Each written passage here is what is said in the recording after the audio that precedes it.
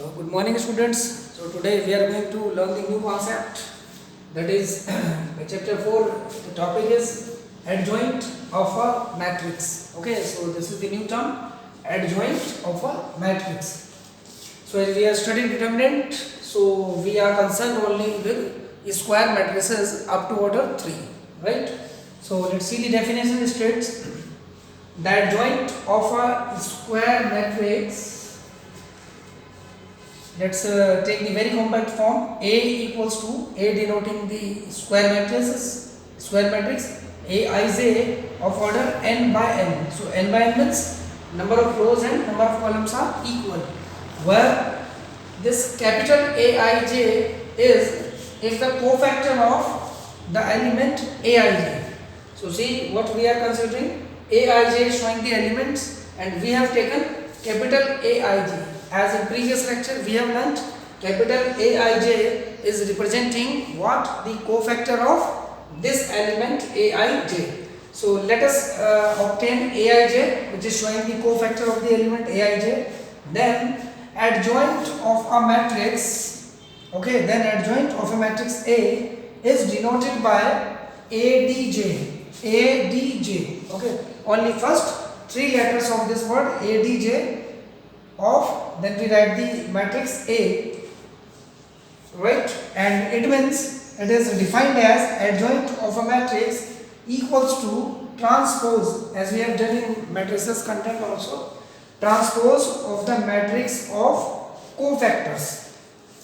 So what is basically the adjoint of matrix is what? We have to get the cofactors first of all, then we have to do the transpose of the matrix of cofactors, which is obtained. So if we do the transpose of the matrix of cofactors, then we will get adjoint of the matrix. So let us understand with an example. Let we are given this square matrix of order 3, and I have taken the general form. You may take any numbers. So A11, A12, A13, similarly A21, 22, 23. This is the general form of the matrix. A31, similarly 32 and 33. The order is 3 by 3. Now adjoint of this matrix is what? So we have to get what corresponding to each and every entries or each and every element its cofactor. So see, capital A11 showing the cofactor of this element A11. So you already learned that how to find the cofactor of this element. Cofactor of this element, okay, I write once again the formula. Suppose A11 is the cofactor of the element A11. So this can be obtained minus 1 to the power 1 plus 1 into M11. Right? Recall this formula, that how to find the cofactor of the element, and where what is this M11 showing? This M11 is the minor of the element A11, right? And how to get minor? Minor of an element can be obtained through the determinant just by deleting the row and the column wherever that element lie. So we have already solved some questions and the examples as well from the exercise. So I think you have now recalled how to get cofactor. So first of all, what we shall do? We shall find the cofactors of corresponding to each and every element A11, A12, A13. So this is the matrix of cofactors. You can say this matrix is what? The matrix of cofactors. Then what we have to do? The transpose. It means this is the dash. Dash means dash of this entire matrix means we are doing the transpose of the matrix. Or we can write T also. T stands for transpose of this matrix. So while we do the transpose of this matrix, it means in this process this first row is converted into first column. See, A11, 1, 2, A13. So we have made what we have written, this entire entries, that is row first into column first. Similarly, the second row is converted into second column, and third row is converted into third column, right? So hence this is called adjoint of a matrix. So we can say that adjoint of a matrix is the transpose of the matrix of cofactors. Okay, as I mentioned also, adjoint of a matrix is equals to transpose of the matrix of cofactors. So first of all we shall have to find cofactors, alright, and after that we will be doing what? Transpose of this, and then we will get the transpose of the that is adjoint of the square matrix. Okay, now the next point is example. So let us consider one example to find adjoint of the matrix. So I have taken the square matrix of order 2 by 2. So here clearly we will find A11. A11 means cofactor of this element. So cofactor of this element is equal to what? Delete the row and column and write the element. So here is the element coming 4, and if the matrix is of order 3, then by deleting this row and column we will have what? A determinant of order 2, right? And we know that how to solve the determinant of order 2, just by cross multiplication something, right? So I have taken for easier calculation this order 2 matrix. So A11 is minus 1 to the power this sum of these suffixes 1 plus 1, that is 2. So this will be positive only, and the 4 is what? Deleting this row and column, so we will get 4. Now come to A12. So A12 means minus 1 to the power 1 plus 2. So minus 1 to the power 1 plus 2 becomes minus 1, right? So minus 1 into what will come? So this is the element A12 means this is the element A12. So what we will do? Delete the row and column wherever this element coming. So this row and this column. So we will get 1 into 1. So finally we will get minus 1. So this is the value of A12. Similarly come to A21. So A21 means equals to minus 1 to the power 2 plus 1. So you can write it directly. If the sum is coming odd number, so write minus, and if the sum of these suffixes is coming what? Even number, so it will be positive. So 2 over 1 gives, that is odd number. So odd means we will write minus sign. Okay. So A21 means this is the element 21. So delete the row and column. So what will be we having 3. So minus 3 will come. Similarly come to this A22, that is 4. So delete row and column. So 2 will come, and 2 plus 2, that is even number. So this will be positive only. So hence we have got A11, A12, A21 or A22, right, of the given corresponding square matrix. Now what is the adjoint? Adjoint is what? Transpose of the matrix of cofactors. So I have already done here transpose, that is see A11, A12. So here already transpose of the matrix is done. So even you can write directly as a formula adjoint equal to A11, A12. If it is of 3 order, so you will write A13. Similarly A21, A22, A23, and if there is third row, so A31, A32 and A33. So we have here directly done the transpose of the cofactor of matrix. So A11, 1, 2. So substitute all these values at this entry, right, respectively. So and we will get what? The adjoint of the matrix. Okay. So this is how that we can find the adjoint of the matrix of order 2. And there are some questions of order 2 and 3 in the exercise problem. So you will try, and if you do not get the answer, you will ask it. So now let's see some important definitions, results which will be using in the exercise, right?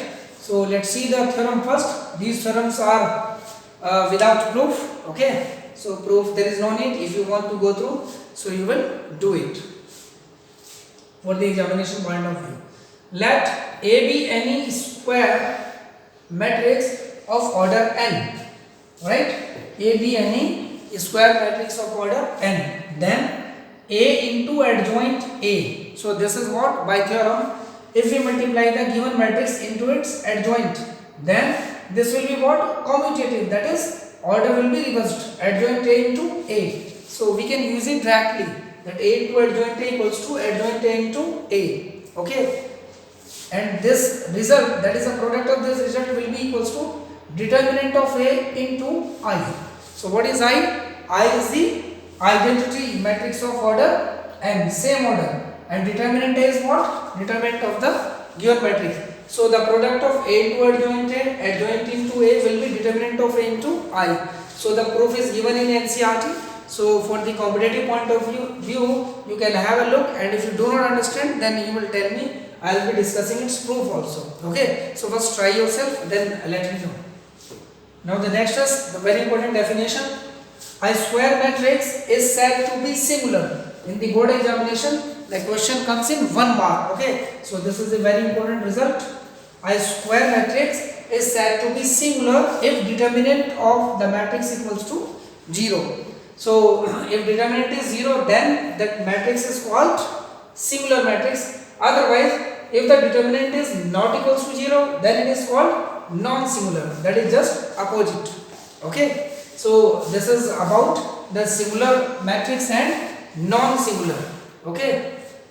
Whenever the matrix is singular or non-singular. Now let's see the theorem second. If A and B are non-singular matrices, non-singular means determinant A is not equals to 0 of the same order, right? Then A into B and B into A, that is, if we reverse the order, AB and BE are also the non-singular matrices. So they should be learned for the 1 mark question. Okay. So these are very important definitions for the 1 mark. So you must remember these definitions.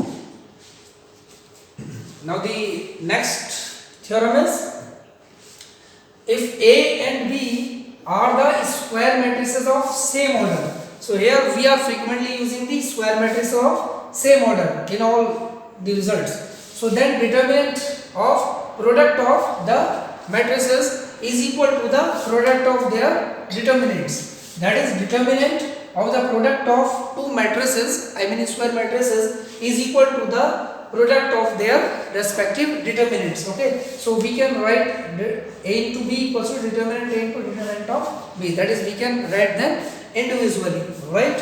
The next one is, if A is a non-singular matrix. This is a very important condition. If A is a non-singular matrix of order n, then determinant of adjoint A, we will be using this property directly in 1 mark question, and either that non-singular related or this related question every year asked in board in 1 mark. Okay. So do learn these properties very carefully. So determinant of adjoint A equals to determinant of A to the power n minus 1. So here what is n? In fact, the proof is given. This is not important for the examination point of view, but still if you want, you can go through it. If you have doubt, you can ask. I will discuss. Okay, it's proof also. So determinant of adjoint A equals to determinant of A to the power n minus 1. Okay, so we will use this directly in the questions, and in exercise there is an MCQ questions where you have to use this property. So try today yourself.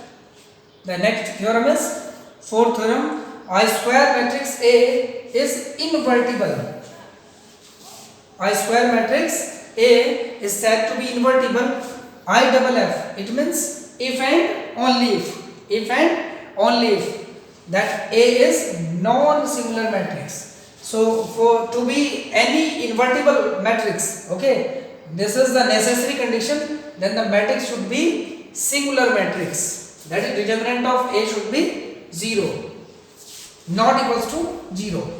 It means here I have mentioned determinant of A, if it is non-zero, only then the matrix will be invertible. Invertible means inverse of that matrix exists, and we have learnt in elementary transformation that by using elementary transformations how to get the inverse of the matrix. But in determinants we shall be learning the new method, new techniques to find the inverse of the matrix. So it means we have two methods to find the inverse of the matrix. One by using the properties of determinants, and second we have already learnt by using elementary transformations, that is row operation and column operation. But make sure for any matrix, square matrix, if inverse is existing, then the determinant of A must be 0, or determinant of A must be 0 means the matrix must be non-singular. Non-singular means determinant of A is non-zero, which I already discussed in the previous property. Okay. So So thus in short we can say if A is invertible then A inverse, this is what showing A raised to the power minus 1 means A inverse or inverse of the matrix A is equals to 1 upon determinant of A into adjoint A. So adjoint A we have already learned how to find adjoint A, transpose of the matrix of cofactors, and into determinant we know that how to find determinant we have already learned in previous exercises. So 1 upon determinant of A into adjoint A, we will use this formula to find the inverse of the matrix, right?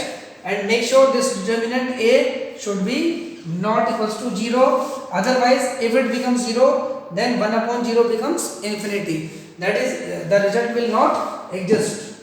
Okay, so I hope you have learnt all these concepts. So today do exercise problems and examples of NCERT as well, and if you have any doubt you can ask it. Thank you.